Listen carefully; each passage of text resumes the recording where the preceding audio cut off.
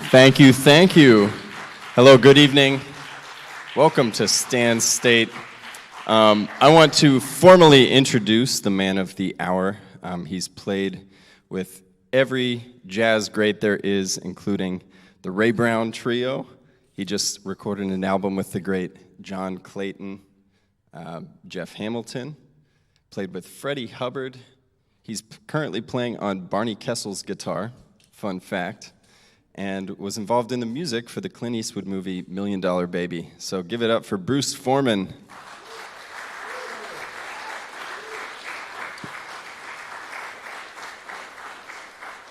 So I figured we're going to keep this open, we're going to keep it loose, we're going to play a couple of tunes, and then we're going to answer questions that you guys have. So we're going to play one more, and then we'll open up the floor for some questions. What are we going to play? We never play the same thing once.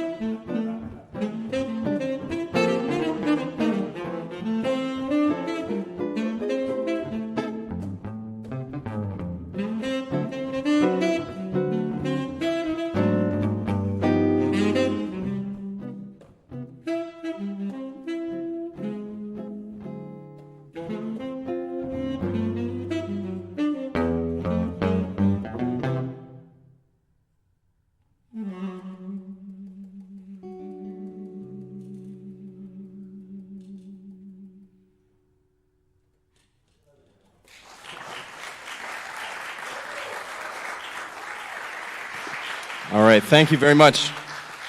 I know for a fact that there are some jazz studies majors and jazz history students in the audience that maybe have some questions for Bruce Forman. So we're taking some questions right now. No questions. None at all? Everything's clear as mud. Wow. No questions, huh? Okay. You come do it. Yeah. Actually, I was just wondering if you could introduce yourself. My son plays sax. Oh, yeah, this is Greg Johnson, by the way. Professor. My name is Greg Johnson. Thank you. That was a good question. Sometimes you forget to introduce yourself. My name is Greg Johnson, the coordinator of jazz studies here at Stan State. A great place to go to school for the saxophone, by the way. I have a question for Bruce, actually.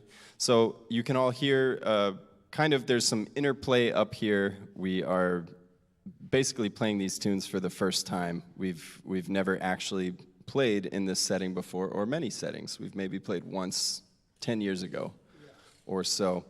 So there are a lot of things that we have to consider when we're playing this music, shared vocabulary, shared tunes. I was wondering if you could maybe talk about some of that. I know you have a list that you call the mother list, right, and a process that you use to kind of teach how to learn the language. Right. Well, yeah. Can everybody hear me? Yeah. Okay. Cool. Because you want me to use the microphone? Okay, I will.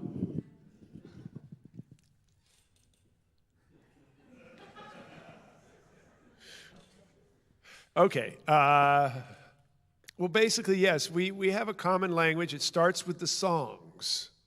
What really makes it all work is we're playing the song together. And you could equate it to being on a track, going around, and we're all in the same place in the song, and we know the basic melody of the song, the form of the song, the harmony of the song, and then we're just listening to each other. And of course, each instrument has specific roles it can play. Like on the guitar, I'm kind of more in the accompaniment position with a saxophone or a vocalist than it would be like with another rhythm instrument. But even with that, it's a conversation, and we're just listening. But having a certain basic knowledge of just the songs and how they work, the construction of them, the harmony, and having the melody, we've got this way of kind of keeping together, and then it's like a conversation we have. It's not just free-form conversations, as if we've decided what subject we're going to talk about when we have our conversation. So it's not as probably, for some of you who aren't used to hearing this music, it may sound like, boy, they're just arbitrarily pulling all this amazing stuff out of nowhere. But in fact, we are playing to the harmony and form and structure of a song that has a melody.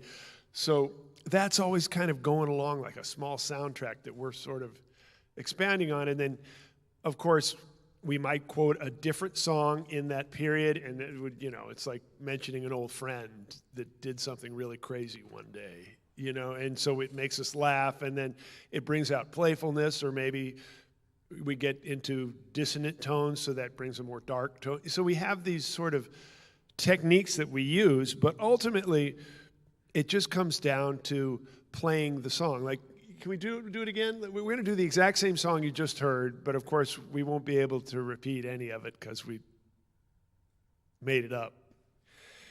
And we're going to make it up again. But just try and follow how, like, there's one section and it seems to kind of do the same thing, then it changes for a while, and then it kind of comes back to that, and then we stay in that loop of conversation while we're responding to each other. And the beauty of jazz is that we can just do whatever we want. But it's great if it sounds good and we're together. Let's try that again. Just kind of, and you'll see how much different it ends up being.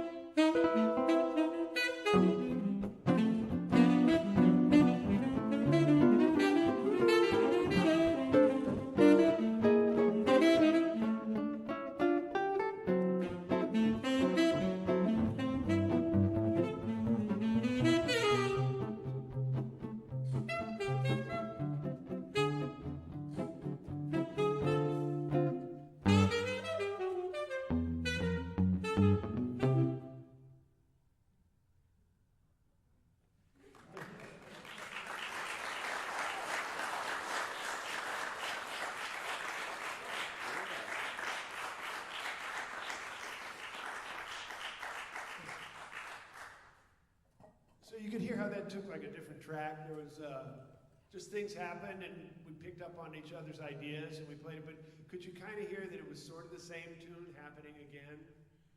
Just similar things. I think in the first song I kind of did a mock bass solo at one point, which, and I remembered that I'd done that, so when I took my solo I played real high like it was a soprano, just because the ghost of that was still in my head and I wanted to do something different. And that's kind of the beauty of this music is we study all this stuff, we learn all these songs, we listen to all these records, we have all these amazing experiences, but really what happens is we just come to the bandstand and we pick a vehicle to have a conversation on, and it goes where it goes, and you just react to it, and you're responsible to make something happen. Kind of like life. And it's why it's always so challenging. It's why it's been a music that I've always really loved to play, and why I probably, decided to pick it as my life's calling. Because it just seems so free and so demanding, and yet at the same time so beautiful and in the moment.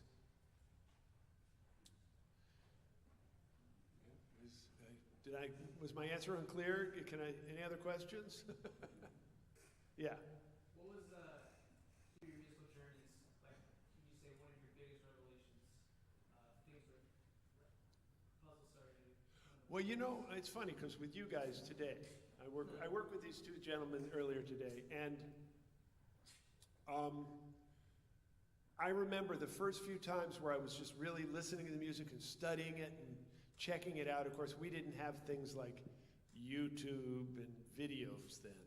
I'm back from the dark ages where we had records, where you had to either try to put on the same part and ruin the record, or you'd hold the thing to slow it down if it was real fast. Anyways, but I would, learn some songs and people would show me stuff, but I remember that one moment, or those moments, where I was hearing something and I recognized it. I mean, not that I hadn't heard it before, but I knew what it was. And like you guys today, like I showed you some stuff, and I see the light bulb go off because I go, oh, that's that sound. That's how you make that sound on the guitar. And those moments going and hearing great players play and just recognizing what they were doing beyond knowing, beyond just hearing it, but knowing exactly what it was. That was really inspiring for me. Those were the moments that always made me want to work harder and do more of that. And I felt like I was part of the club, you know. And those were the big light bulb moments, you know. And of course, just having it feel good. You know, you're playing along, and we're just playing a beat, right? But you just play something here. You know, you're playing along, we're thinking just this beat. Everybody.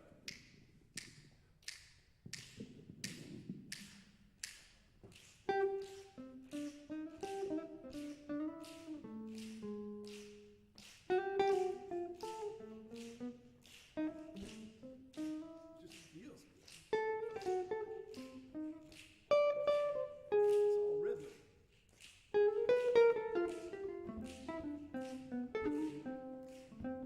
You know what I mean? So like that, I remember those moments. Oh, sorry. I remember those moments where the music just locked in and I felt just completely in time. And that's it's kind of like a gateway drug for music. It just, once you feel it, you can't feel enough of it. And it's different, you know, I mean, if you have a metronome, it's gonna always be correct, and that feels really great too, but then we get all of us together, yeah, you started to slow down a little bit, it didn't matter, you know, we have a common groove and we made it work, you know, and that's life, and that's, being alive like that, that's one of the things, I mean, and this is true in, of course, orchestral music or pop music or every kind of music. It slows down and it speeds up, but everybody, it's kind of like their heartbeats are all beating at the same time. And when we all stay together, that's, I think, probably the first thing that hooks every musician. You know. And it's funny how when that happens to us and we go, oh, I gotta do this. This is so great. I've gotta be part of this. And then we start learning all these really hard things, right? And we get really into the geek part of it. Got to know this little detail, and I got to know this detail, and I got to know this detail. But we forget that it's all really just about feeling good while we're doing all that, you know? And that's something you really want to keep in mind as you progress through the music, is not to get too deep in the weeds of the details. Keep the big picture in mind, which is feeling good, and really being able to hear what you're doing the way you want it to be done. And then figuring out how to bring that to the world. Yes? Do you take inspiration from any other genres, or is it just whatever comes to your head? Oh yeah, I take inspiration from everything. The birds, you know, hearing a funky jalopy go down the street, riding a horse with a bad trot. They're all great rhythms, you know, really, I mean, it's, and all kinds of music, everything you hear, the way people talk, you know, I try not to be particularly too opinionated about stuff, just take it as it is, and then take in what I like and let the rest go. Actually, you know, I learn more from what I don't like than what I do like sometimes. You know what I mean? I'll just hear something, I go, ooh, that just doesn't work for me. You know, and then, of course, invariably I listen to myself and I've got a little bit of that in me. And that gives me something to work on to get past. But yes, I would say, particularly in jazz, but really in life, being open-minded is a gift. It's always going to create more growth than the opposite. Yeah.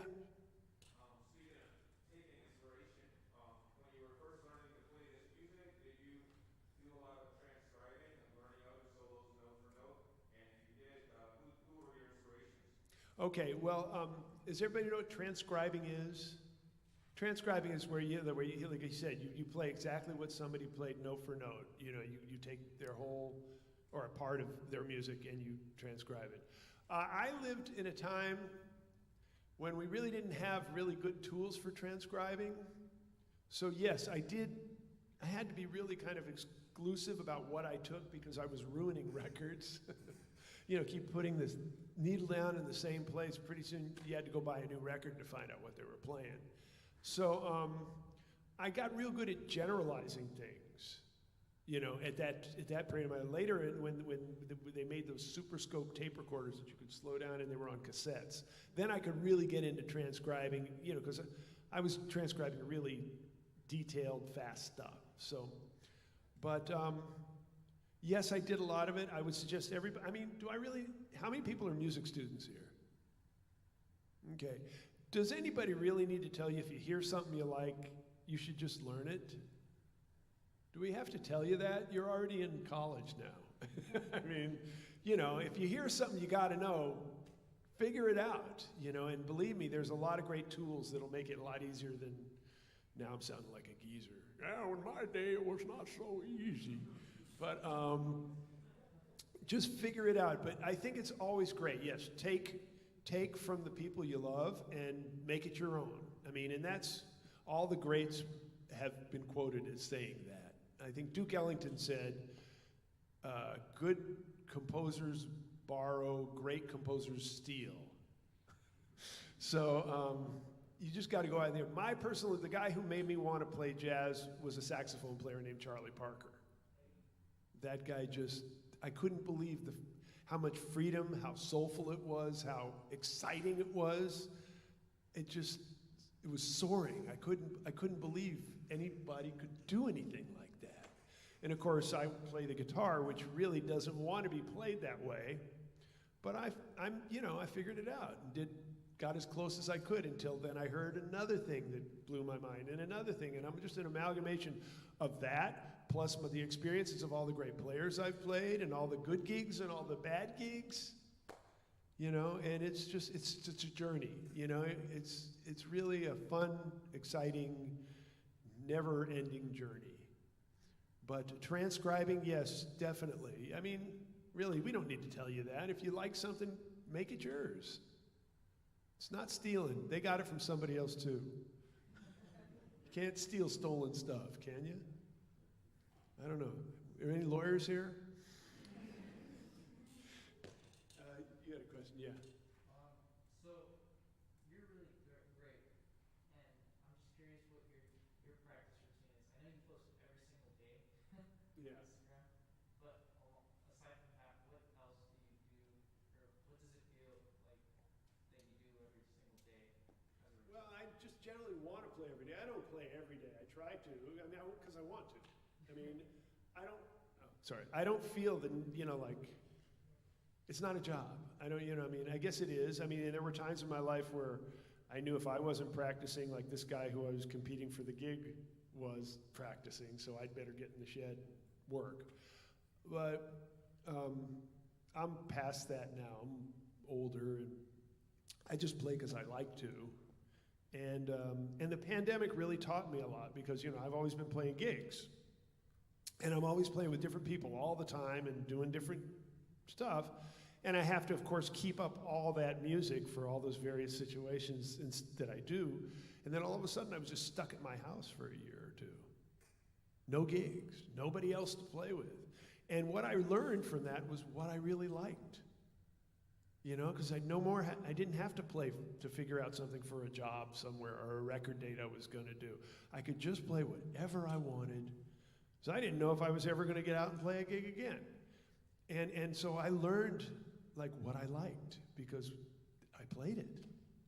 I didn't have to play anything else. So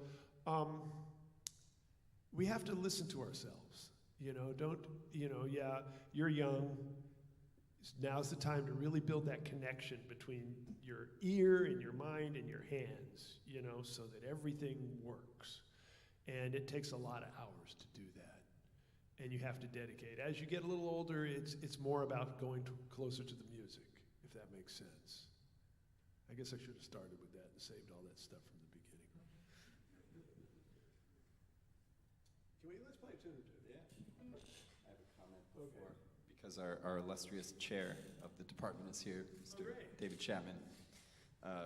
Amazing flamenco guitar player, right?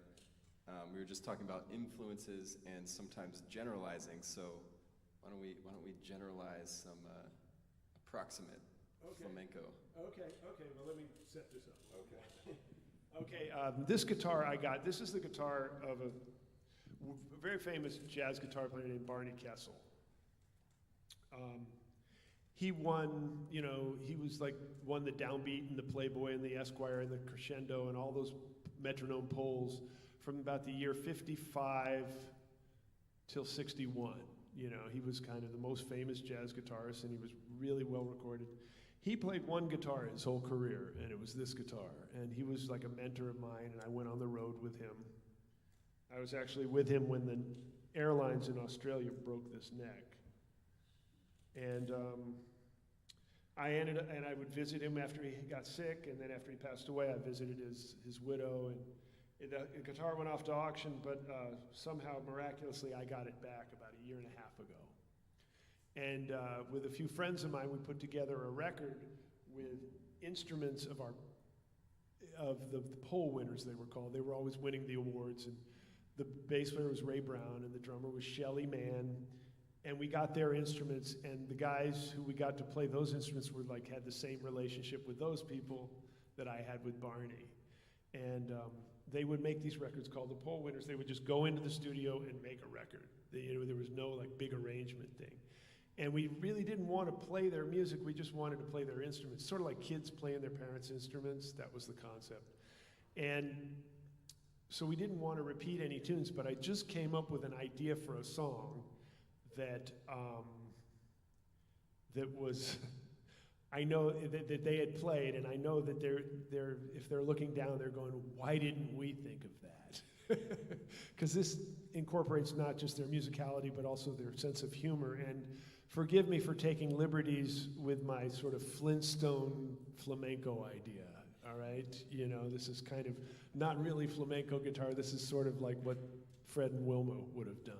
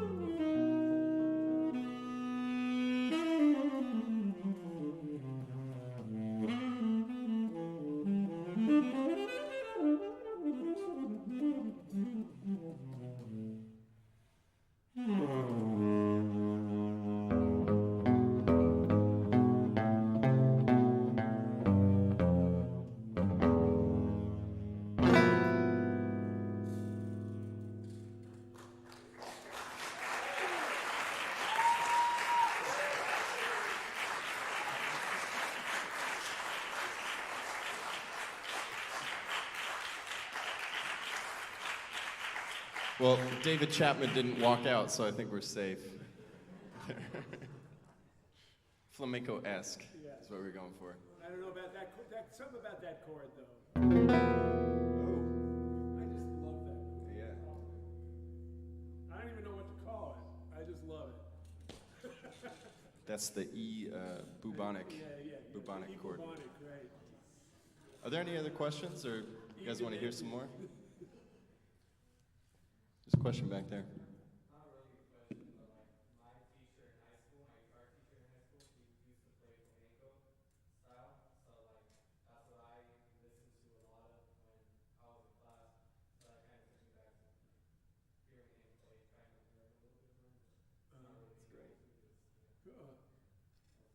I'm glad it evoked that. You know, I'm very well aware that my limited awareness of the music is, you know, like I say, it's like I play a lot of Latin bands. You know, I play with a tango band, and you know, there's like when they see these American movies of tango, you know, and I mean, they just cringe, you know, because it's just such an Americanized. It's still great, you know. I mean, I think there was like, who was it?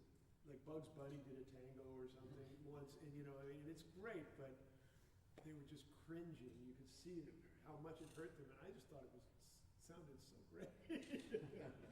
So, you know, I mean, we take limits. I mean, I can't know everything. I wasn't born in Argentina, you know, and I only have so much time in the day, and I've kind of spent it sort of specialized in the few things I really like. I can't help it, you know. Do everything honestly and with love. Is that good enough? Are there any jazz history students in the crowd? A couple?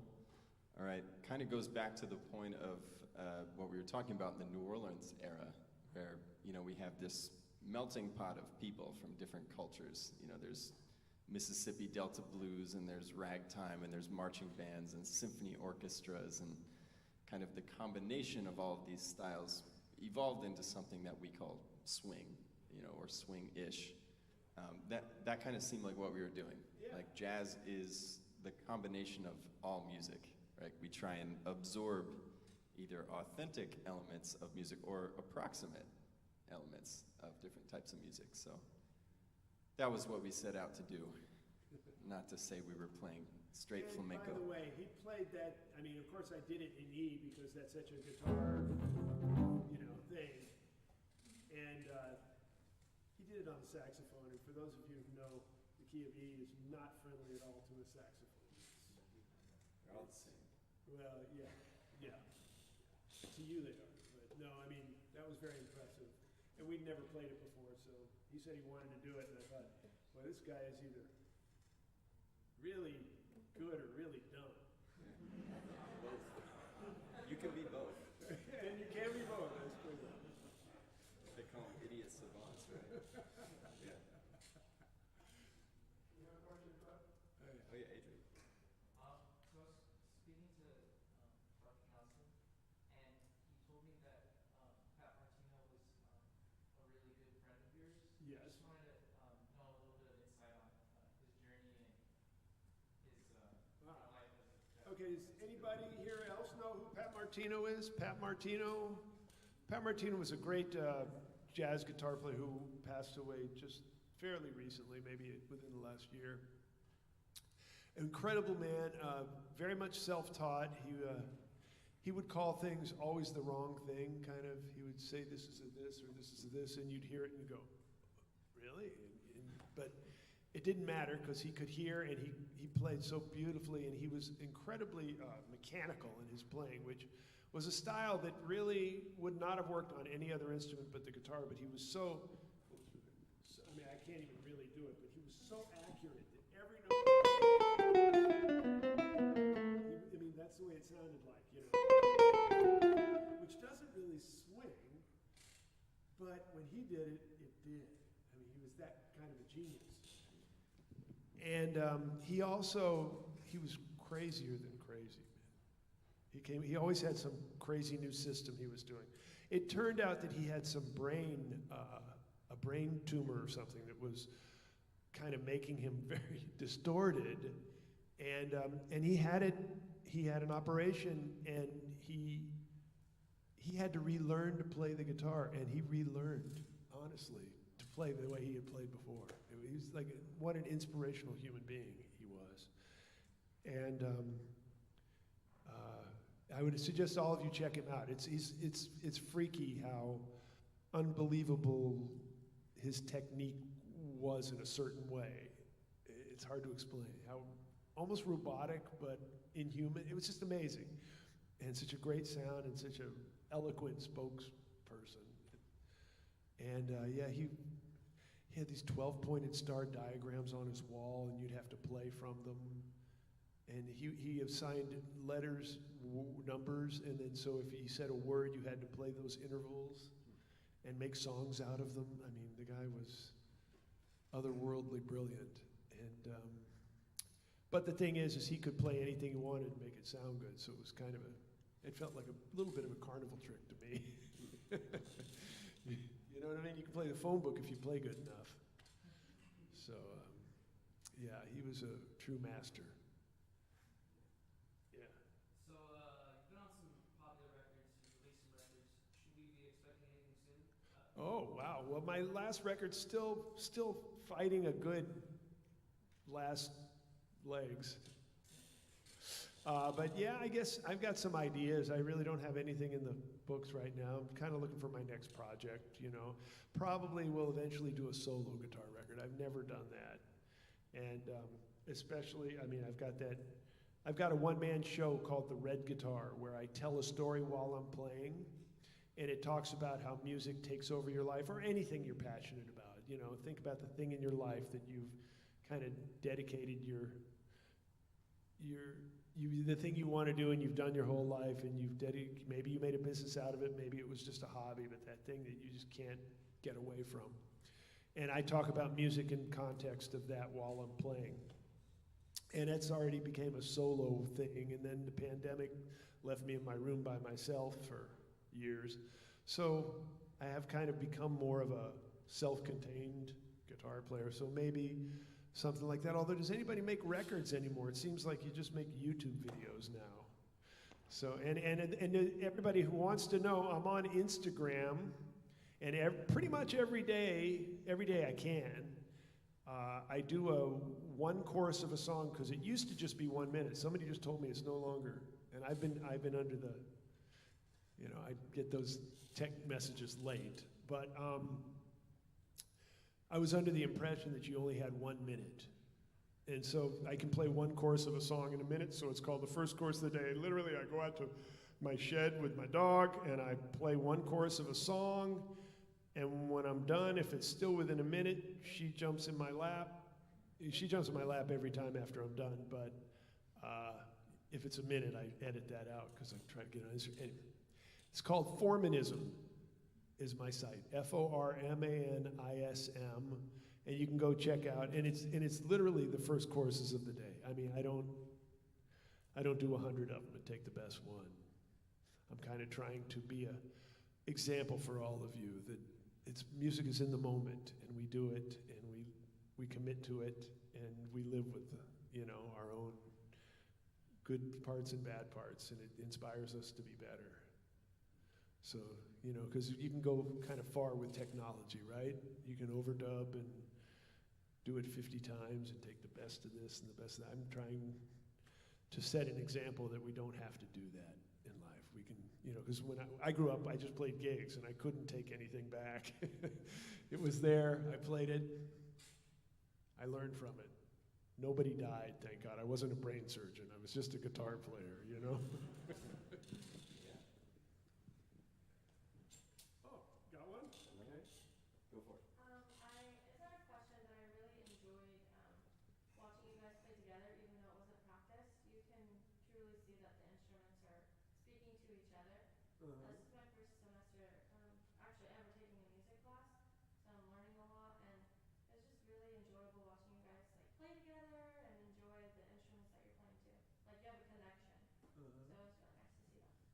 I always knew we had a connection. Yeah, I heard this guy play. I said, "Oh yeah, we're gonna be playing a lot." I knew that. But it's weird. We not only have a connection together, but we have like a connection to the world of music, of all the musicians we play with and listen to. We also have a connection with our own instrument. There's all these connections going on. And, you know, music as we learn it, it's very mathematical. You know, it works in a very mathematic way, and it's a great way to study it, but don't forget, most of all, it's a language. It's communication, sound, feelings.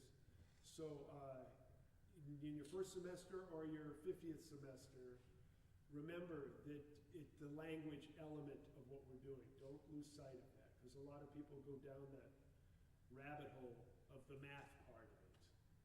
And they end up being very generally displeased with what they end up with and unhappy about it, because that's probably not what made them want to play music in the first place. It's probably the more conversational aspects that lured them or hooked them, addicted them to the process.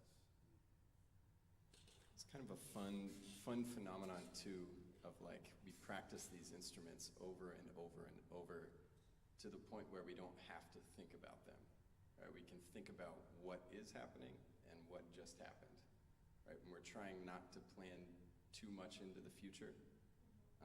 It's kind of like when you're talking to someone, but you know that they're thinking of the next thing they're going to say. It's not an exciting conversation. Right? But when you commit to being in the moment, that's when magical things happen. And it is kind of a release where you cannot plan what you're about to play, but you have to also be free from the technical constraints of your instrument. Right? So we practice to get to that point. And in a lot of the ensembles here, you know, we'll play the same tune over and over and over again, and sometimes you're like, okay, I get it, right? But the plan is, like, you learn that process, and then it becomes a lot quicker over time. And then finally, you can just play a gig where there's no rehearsal, we don't know what we're gonna play. We just know that we have a lot in common, and, you know, maybe we had a conversation about tunes that we could play, but we don't know what we're about to play. Right? And all the great conversations that you have, you don't really know where it's going. Right? You're just there in the moment with someone. So, but I'll say one more thing before we play again. For me personally, it's very easy to play with Bruce because I know any note that I mess up, he's just gonna make it sound right because he's that good. Right? So all of the pressure is off of me, and he's kind of absorbing my deficiencies here. So it's a fun opportunity for me. I didn't think of that. I should charge more money. Yeah.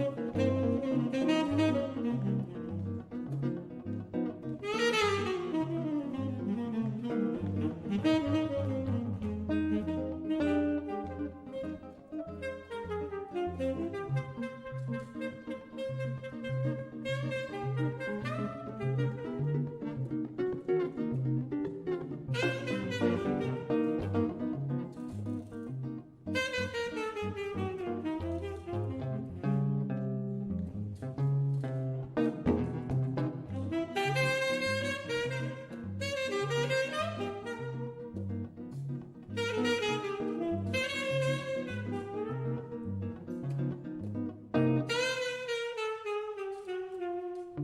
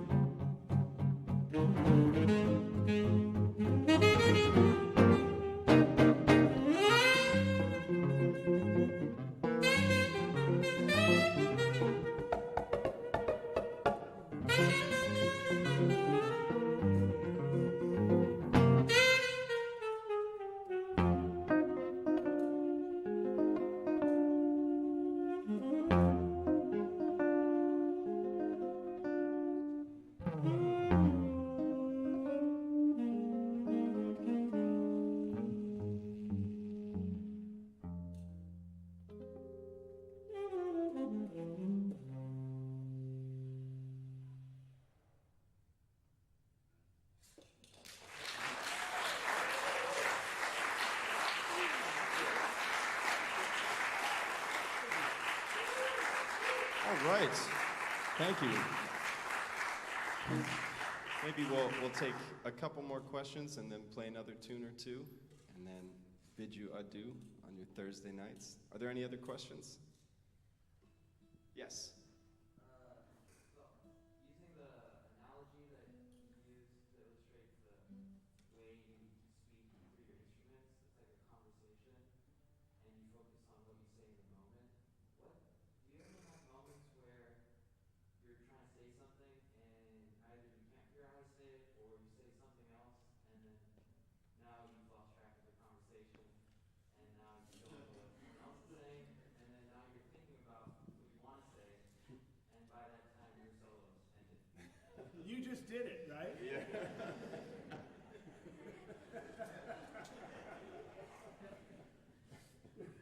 Of course. Yeah. Nobody's human. I mean, no. You know, I mean, yeah. Of course, I mean, you get caught up in the moment and you put your hand down somewhere. I mean, it's different for him than it is for us. I mean, the guitar is just like, who knows what happens down here. I can't bear to look, you know. You put your hand down, you think it's one place, it's in another. And you get something different, but it's not really, it doesn't change. It's just, wow, there's a color there, and it happened. I heard it, you heard it, so it's there in the room, and, you know, we got to deal with it, you know?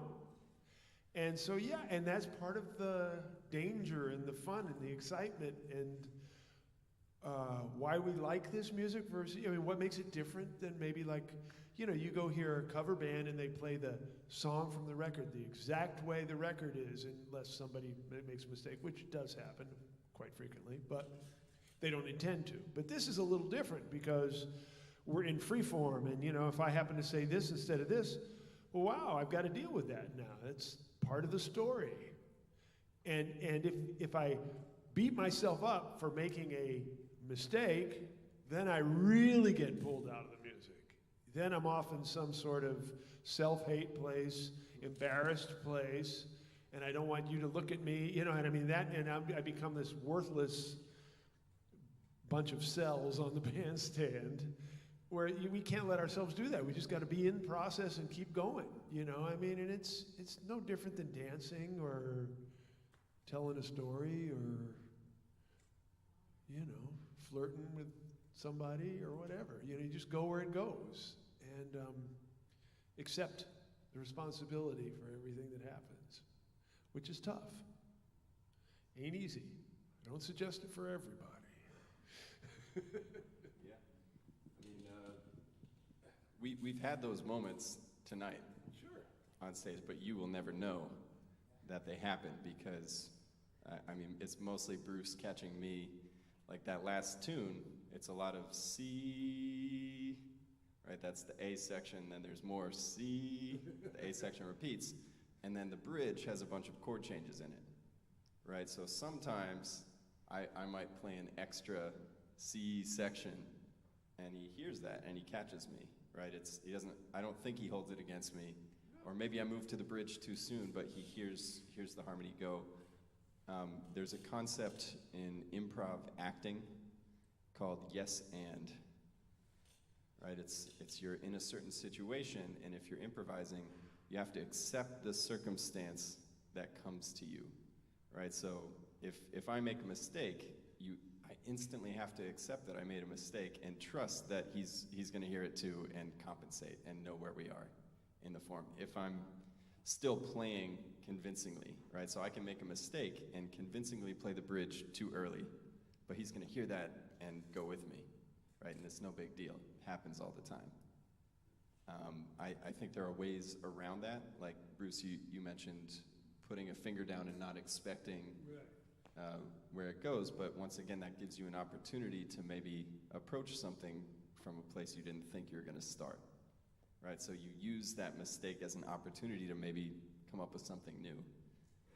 So you have to accept that you just played a note you didn't expect, and how you're going to resolve it is the game, right? It's kind of a fun concept, but that right there is actually my biggest case against playing a bunch of licks, right? Or playing what you prepared in the practice room. So we practice all of these devices that, you know. Yeah. Demonstrate. We played it today. Actually, I stumbled on the first part of a pattern, and Bruce knew exactly where I was going, so he played it with me, right? Yeah. We did that today too.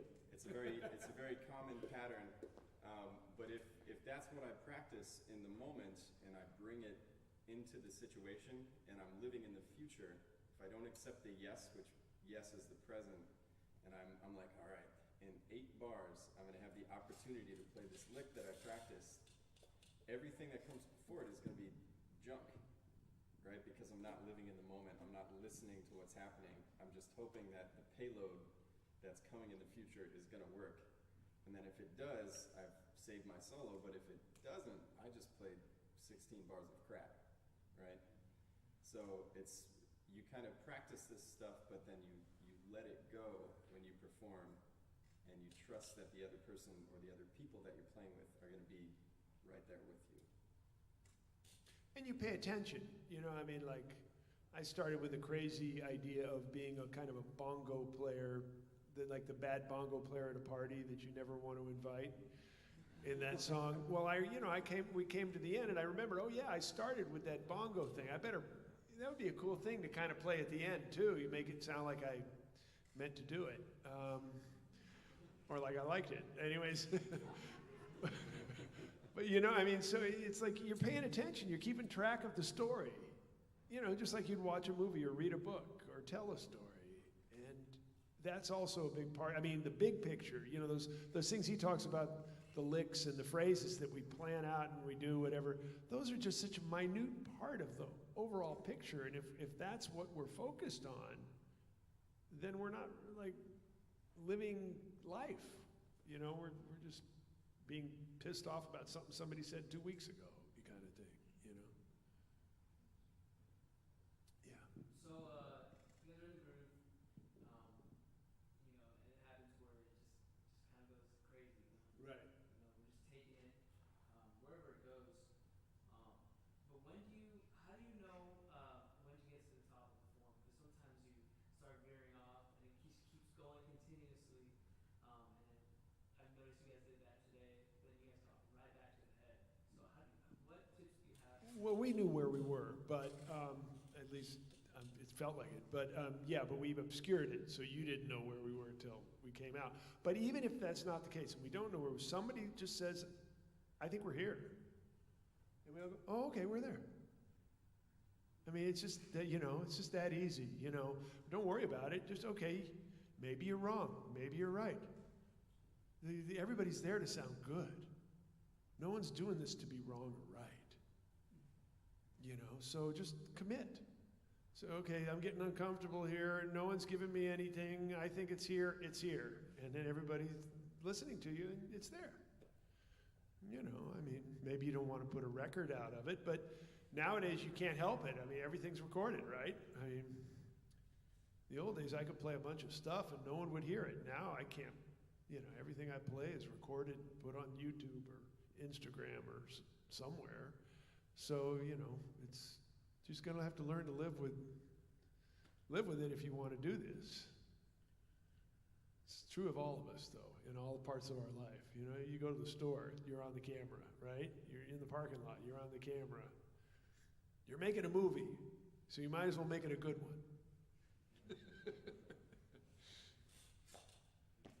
Yeah. I noticed today that at some point in one of your songs, you two were playing the exact same notes at the exact same time, and I was rather impressed by that because I don't really have an idea of how you managed to do that. Is there any?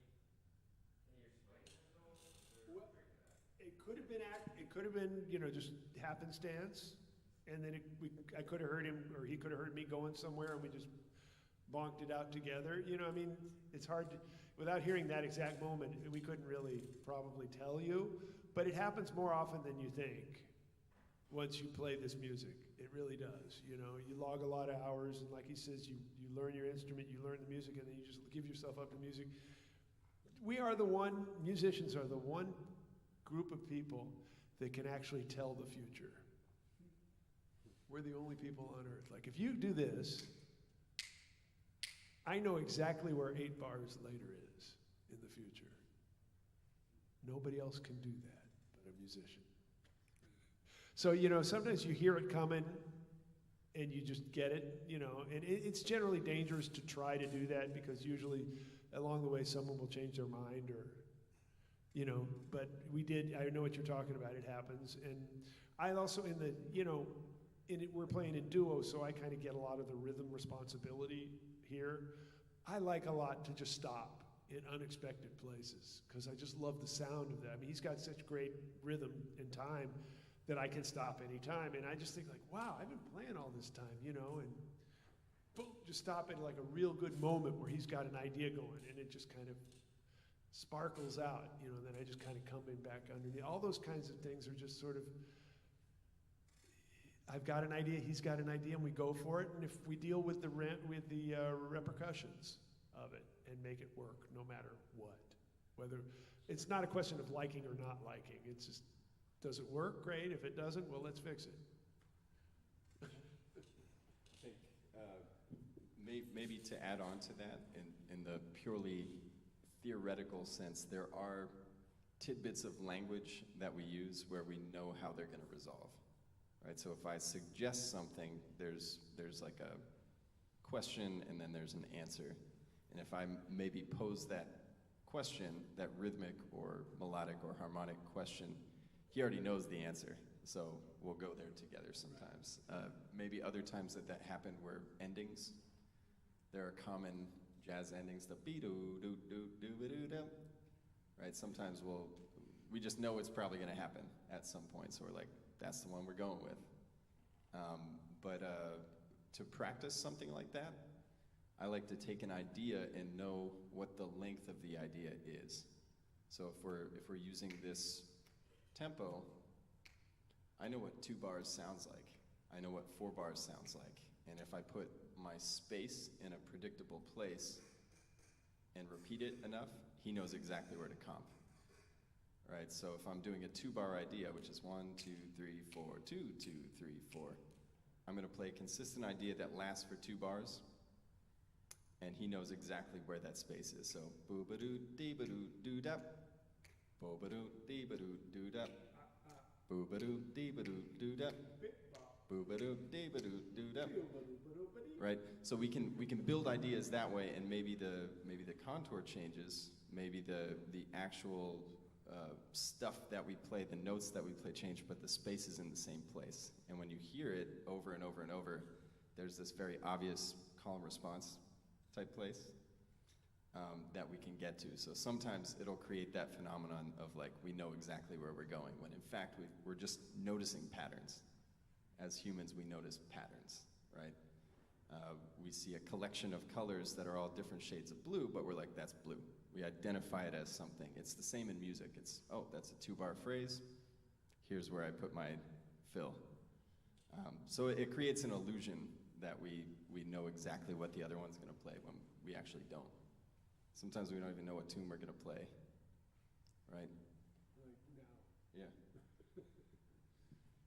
we promised we'd cover one tune. We just talked about it, but we haven't played it. So maybe we'll end the night with one more. All right.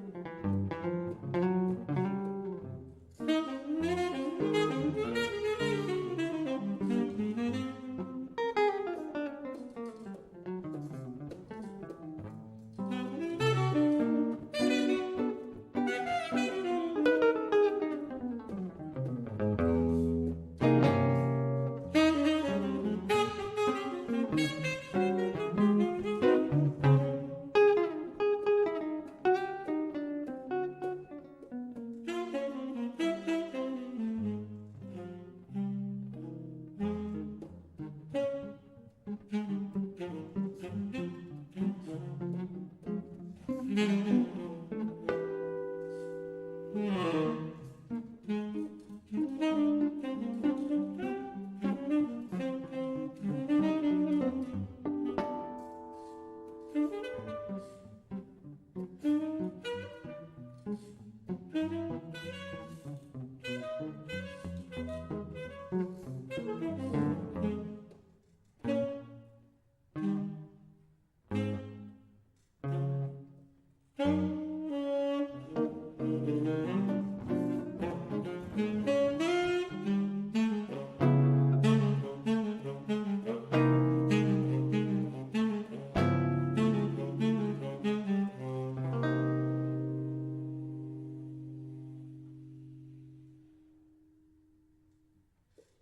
Forman.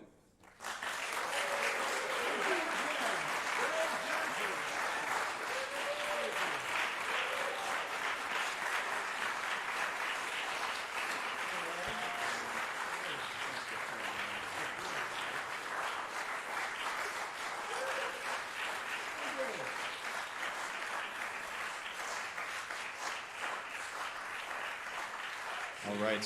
For those of you who loved what you heard, Bruce Forman will be back on March 11th with his group Cowbop. He's headlining our jazz festival, so come back then. See him.